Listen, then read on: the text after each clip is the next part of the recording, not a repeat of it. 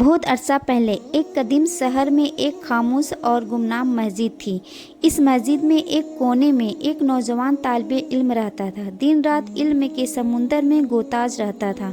اس کی زندگی میں واحد مقصد صرف علم حاصل کرنا تھا اور دین کی راہ پر چلنا تھا۔ ایک رات جب شہر میں افراتفری مچی ہوئی تھی، امن و امان کا نام و نشان نہیں تھا، ایک بے بس عورت ایک پناہ کی تلاش میں بھاگتی ہوئی مسجد میں پہنچی۔ اس کی نظر اس نوجوان پر پڑی جو چراغ کی ہلکی روشنی میں اپنی کتاب میں گم تھا۔ عورت نے لرزتی آواز میں کہا، باہر حالت خراب ہے، میں اپنے گھر نہیں جا سکتی، مہربانی کر کے آج رات ہمیں یہاں رہنے کی اجازت دے دیں۔ طالب علم نے اس کی مجبوری کو سمجھا اور فوراً اجازت دے دی۔ عورت ایک طرف بیٹھ گئی۔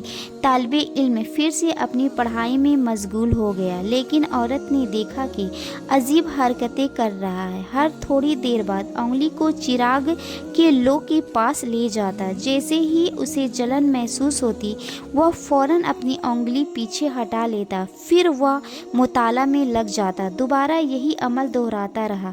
عورت حیران رہ گئی۔ صبح کی روشنی ہوئی تو جب طالب علم باہر جا کے دیکھا راستہ صاف ہے، وہ عورت کے پاس آیا اور کہا، اب نماز کا وقت ہو رہا ہے، نمازی آنے والے ہیں، لوگوں میں بدگمانی نہ ہو جائے، اس لیے بہتر ہے کہ آپ یہاں سے چلی جائیں۔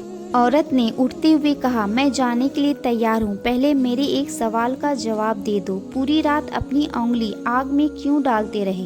طالب علم نے مسکراتے ہوئے کہا، یہ میرا ذاتی معاملہ ہے۔ عورت بہت اصرار کیا تو طالب علم نے ایک گہرا سانس لیا۔ جب آپ آئی تو میرا دل نفسانی خواہشات جاگ اٹھا، میرا نفس برائی کی طرف اکسانے لگا۔ فوراً میں اپنے آپ سے کہا، تو اس دنیا میں گناہ کا لذت لے لے گا، آخرت میں جہنم کی آگ میں جلنا پڑے گا۔ اپنے نفس کو سبق سکھانے کے لیے اپنی انگلی چراغ کے قریب رکھی اور اس سے کہا، تو اس معمولی آگ کی تپش برداشت نہیں کر سکتا تو جہنم کی آگ کی شدت کیسے برداشت کرے گا؟ جب بھی شیطان مجھے بہکانے کی کوشش کرتا، میں فوراً یہی کرتا رہا۔